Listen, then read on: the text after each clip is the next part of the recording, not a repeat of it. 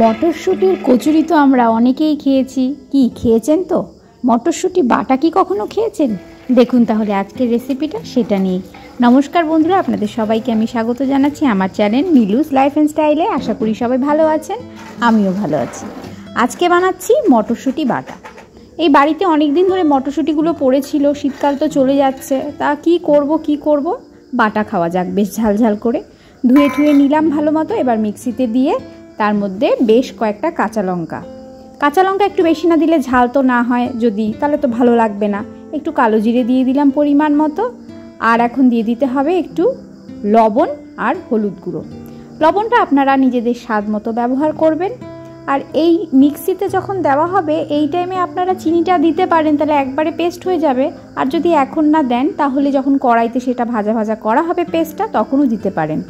এই যে আমি একটু হলুদ গুঁড়ো দিয়ে দিচ্ছি।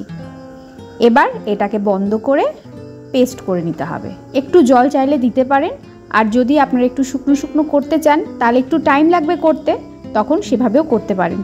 অর্ধেক পেস্ট করার পরে আমি কিন্তু কয়েকটা রসুন কুচি দিয়ে দিলাম। পেস্টটা কিছুটা হলেই রসুনটা দেওয়া ভালো, তাহলে পেস্টটা খুব ভালো হয়।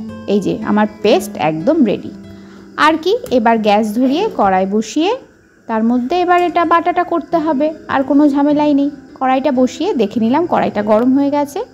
গরম হওয়ার পর কড়াইতে তেল দিয়ে দিলাম। সর্ষের তেলেই রান্নাটা করছি।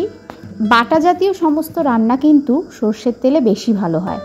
অপশন যদি না থাকে, কেউ যদি পছন্দ না করেন, তাহলে আপনারা সাদা তেল বা অন্য যে কোনো তেল ব্যবহার করতে পারেন, কিন্তু বাটা সর্ষের তেলই বেস্ট হয়। এরপরে তেল গরম হয়ে গেলে পরে আর কোনো কাজ নেই, এটা দিয়ে সমানে নাড়াচাড়া করতে হবে, তাহলেই রেডি হয়ে যাবে।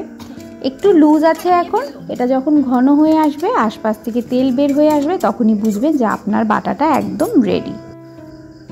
একটু চিনি দিয়ে দিচ্ছি। একটু চিনি দিলে না বাটার টেস্টটা খুব ভালো হয় খেতে। এবার দেখুন, এবার নাড়ছি আমি এটাকে। এখন খালি নেড়ে যেতে হবে। একদম গ্যাসটা কিন্তু মিডিয়াম আঁচে রাখবেন, খুব কমিয়ে দিলে বেশি সময় লাগবে, আবার বাড়িয়ে দিলে কিন্তু কড়াইটা পুড়ে লেগে যেতে পারে।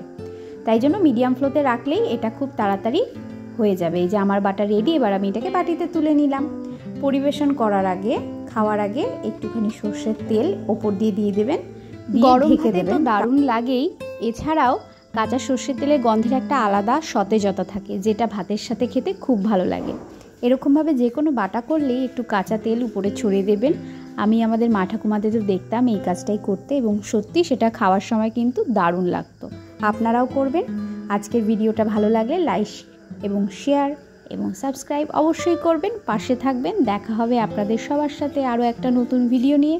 আপনারা পাশে থাকলে আমিও এগিয়ে যেতে পারবো। সবাইকে ধন্যবাদ। আজকে এটুকুই থাক। সবার সাথে দেখা হবে পরের ভিডিওতে। Bye bye.